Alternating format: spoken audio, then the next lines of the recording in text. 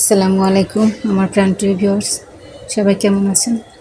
আশা করি সবাই খুব ভালো আছেন। এই যেটা দেখতে পাচ্ছেন এটা কিন্তু পটলের ভিতরে বিচিগুলো ফেলে দিয়ে আমি ছোটো ছোটো করে কেটে নিয়েছি। আমি এটা ডিম দিয়ে ভাজি করব। পটলকে ডিম দিয়ে ভাজি করে খেয়েছেন কিনা আমি জানি না, তবে আমার রেসিপিটি দেখে একবার হলো ট্রাই করবেন। অনেকটা মজার একটা খাবার। আর এই ভাজিটা হলে আপনার অন্য কিছুর প্রয়োজন হবে না, এক ভাজিতে আপনার খাওয়া হয়ে যাবে।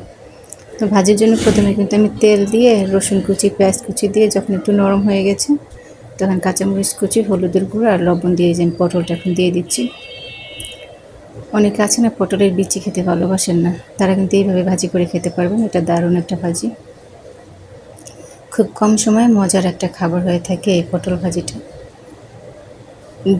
ডিম ছাড়াও ভাজি করে খেতে পারেন, তবে ডিম দিয়ে ভাজি করলে খাবারটা বেশি মজা হয়। তো আমি প্রায় কিন্তু পটল এইভাবে ভাজি করে থাকি। তো আপনাদের সাথে কখনো শেয়ার করা হয়নি ডিম দিয়ে পটল ভাজি, তো ভাবলাম আজকে আপনাদেরকে দিয়ে দিই। আপনারা দেখে অবশ্যই একবার হলে ট্রাই করবেন, দেখবেন খুবই মজা হয়, খুবই কম সময়ের জন্য। আর এই একটা ভাজি হলে দেখবেন এক প্লেট ভাত আপনি একেবারেই খেয়ে নিতে পারবেন ইনশাল্লাহ। এখন এই যে ভাজাটা যখন প্রায় শেষ হয়ে গেছে, এখন কিন্তু আমি একটু মুরগির ডিম দিয়ে দিলাম। ডিমটা দিয়ে নেড়েচেড়ে ধনিয়া পাতা দিয়ে নামিয়ে নিলে কিন্তু ভাজিটা কমপ্লিট। বলেছিলাম তো খুব কম সময়ে ভাজিটা হয়ে যায়। দেখেন কতটুকু সময়ের মধ্যে আমার পটলটা ভাজি হয়ে গেল। এটা দেখতে যতটা সুন্দর, খেতে আরও বেশি মজার হয়ে থাকে এই ভাজিটা। লাস্টে আমি দিয়ে দিচ্ছি ধনিয়া পাতা কুচি।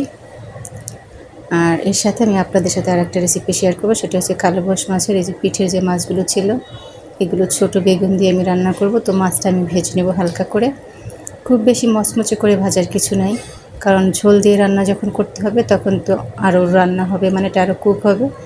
তো শুধু শুধু ভেজে নেওয়ার বেশি প্রয়োজন নেই। এইটা এই পাশটা উল্টো এই পাশটা উল্টে হালকা করে ভেজে নিলেই হবে।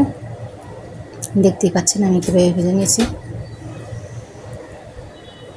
দেখেন এবার যে বেগুনটা ভেজে নিচ্ছি একটু এপাশ ওপাশ করে। মাত্র 2টা বেগুন দিয়েছি, ছোটো বেগুনগুলো খেতে অনেক মজা লাগে, ভর্তা ভাজি সব কিছুই ভালো লাগে। তো মাছ রান্নার জন্য কিন্তু আদা রসুন বাটা, পেঁয়াজ বাটা, তারপরে গুঁড়ো সব মশলা, হলুদের গুঁড়ো, মরিচের গুঁড়ো, ধনিয়া গুঁড়ো পরিমাণ মতো সব একসাথে আমি দিয়ে এখন একটু পানি দিয়ে দিলাম মশলাটা কষানোর জন্য। মনে রাখবেন রান্নার মশলাটা যত আপনি ভালো কষাবেন তরকারির স্বাদটা কিন্তু তত বেশি বাড়বে। মশলা কষানো ভালো হলে রান্নাটা খুব মজার হয়ে থাকে। তো এখন কিন্তু প্রথমে আমি সেই ভেজে রাখা বেগুনটা দিয়ে দিয়েছি। বেগুন তো খুবই সফট একটা সবজি, একটু ভেজে নিলেই কিন্তু এটা রান্না হয়ে যায়। তাই বেশি সময় ধরে রান্না করার কিছু নেই। এখন দিয়ে দিচ্ছি ঝালের জন্য কিছু কাঁচামরিচ কুচি, এটা দিয়ে আমি ঝোল দিয়ে দেবো। ঝোল দিয়ে এই যে মাছটাও দিয়ে দিলাম, এখন ঝোল দিয়ে দেবো, কারণ মাছ এবং বেগুন দুটোই কিন্তু ভাজা হয়ে গেছে। সামান্য ঝোল দিলেই হবে, যে যতটুকু রাখবেন ঠিক তার চেয়ে একটু বেশি, খুব বেশি দিতে যাবেন না, আর অনেক বেশি জাল করারও প্রয়োজন নেই। এখন এই যে ধনিয়া পাতা জিরা গুঁড়ো দিয়ে এটা আমি নামিয়ে নিলাম। আমার রান্না কিন্তু অলমোস্ট হয়ে গেছে। তো সবাই ভালো থাকবেন, আল্লাহ বাঁচালে আবার নতুন একটা ভিডিও নিয়ে আপনাদের মাঝে চলে আসবো। আবার কথা হবে, দেখা হবে ইনশাল্লাহ। সবাই সবার জন্য দোয়া করবেন। আল্লাহ হাফেজ।